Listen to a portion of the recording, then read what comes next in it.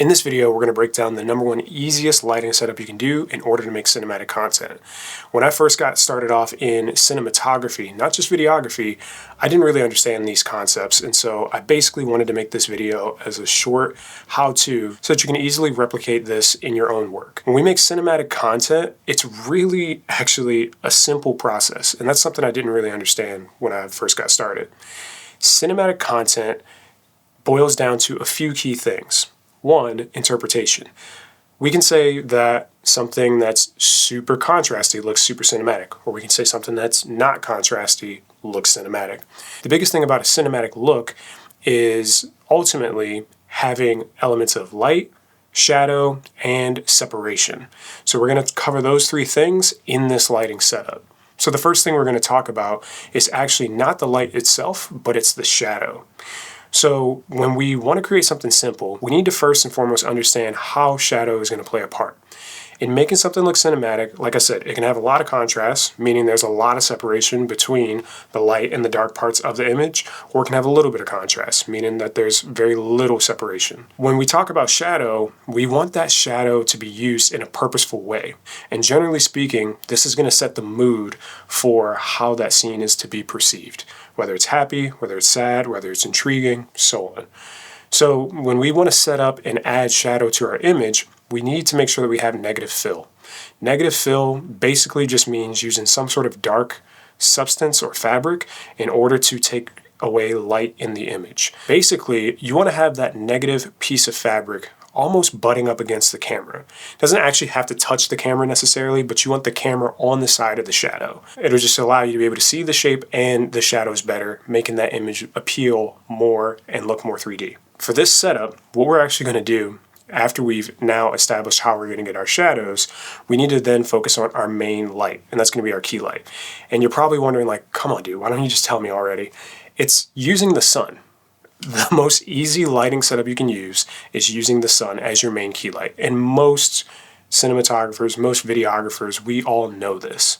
But it's the way that we go about using the sun as our key light that can really shape our work. So if you're using the sun as your key light, you're more than likely either going to be shooting outdoors or you're going to be shooting in a space where there's giant windows and you're using mostly sunlight. When using the sun as a key light outside, you really want to have a really good piece of diffusion. So you want to think about things like a diffusion cloth set up with a scrim or like something that basically has an outline that can hold that diffusion cloth. You can also use one of those circle floppies that can be used to diffuse the light as well. But this is really going to help make sure that the light isn't super harsh on your subject, but overall comes across much more soft. When you have soft light on your subject, it's a little bit more appealing, and then you can start to use hard light in ways that can actually help with the next step. And the third and most important thing that you'll need is separation. So separation can come from hard light, or it can come from using things like practicals when you're indoors. So separation is literally what it sounds like. Light that separates your subject from the background.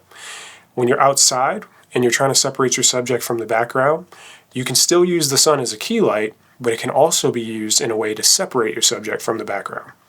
If your subject is at about a 10 or 2 p.m. degree angle in relation to the camera, you can basically use those to your advantages in order to not only have the sun be the key light, but to also backlight your subjects. Backlighting basically creates like a hair light and allows for there to be light behind your subject to separate your subject from the background.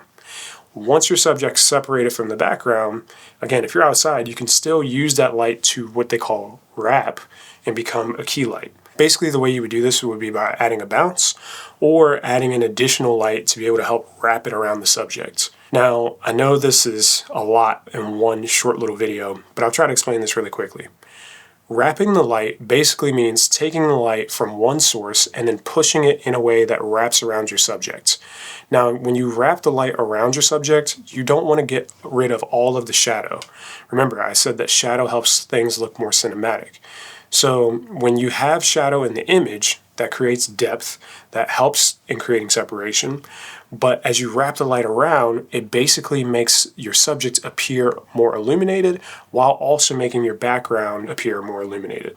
So overall, it's just a way to really shape the image that you have and start to create a world for the person viewing the videos that you're making. This is just a really short, quick breakdown. Hopefully the visuals helped you understand these as well. But basically, this is the easiest setup that you can do with lighting. And like I said, you can also do this indoors. It would take a really big set of windows, and you need consistent sunlight in order to make sure that it works with only using the sun. But this is where we start to incorporate things like continuous lights, panel lights as well, in order to mimic these types of scenes or have them be even consistent when outdoors. But like I said, wanted to keep this video short and sweet to help you understand one of the easiest lighting setups you can do, understand how you can start to wrap the light, and just to touch on the basics of cinematography. If you found this video helpful, leave a comment down below if you want me to cover something further in depth, or just give it a like, maybe share it, and yeah, I'll catch you guys in the next one. Peace.